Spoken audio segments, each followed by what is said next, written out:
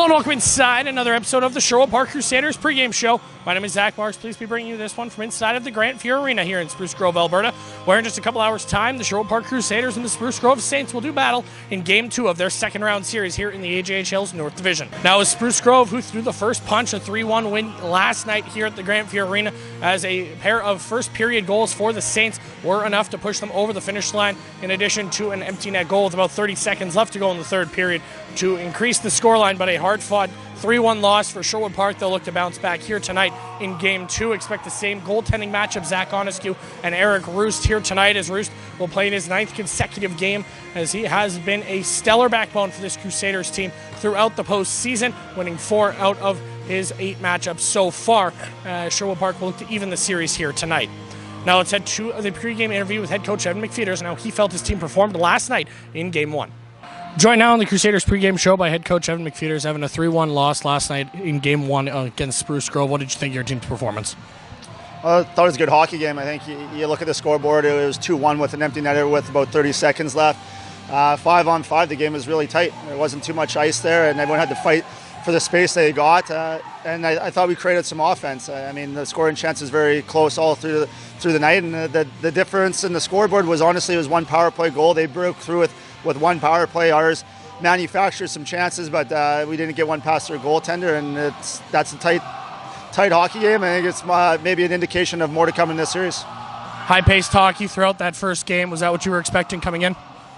Yeah, I think the two opponents are totally different styles from what we played in the first round to what we have here in the second round here.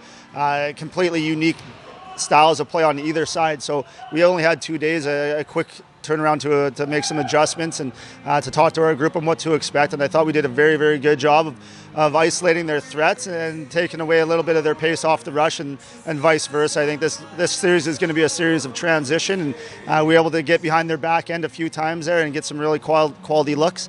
So obviously they got a good coaching staff over there. There'll be a bit of a chess match this entire series. We got to find a way to break through a little bit more offensively and try to get some run support for Rooster. When we spoke yesterday, you mentioned the critical nature of your starts. What did you think of your team's start last night?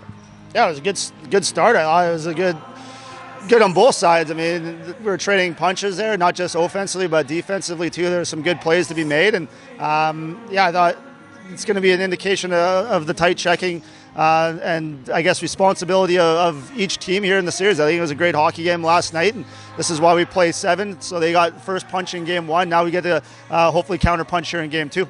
Jerome Maharaj enters the lineup. What are you expecting out of him tonight? Some energy, some enthusiasm. He's unbelievable. People don't realize what he does for our team behind the scenes, and now he gets an opportunity to have some fresh legs on the bench, and that enthusiasm he brings, he's probably one of the best teammates I've actually seen in a long time doing this profession here. So we're excited, and I think his teammates are excited to see him with the skates on tonight. You mentioned the energy. The fourth line, Liam Cocksmith, Brock Such, and Callum Buttinger, they brought a lot of energy throughout the Fort McMurray series and last night. What's allowed them to have so much success?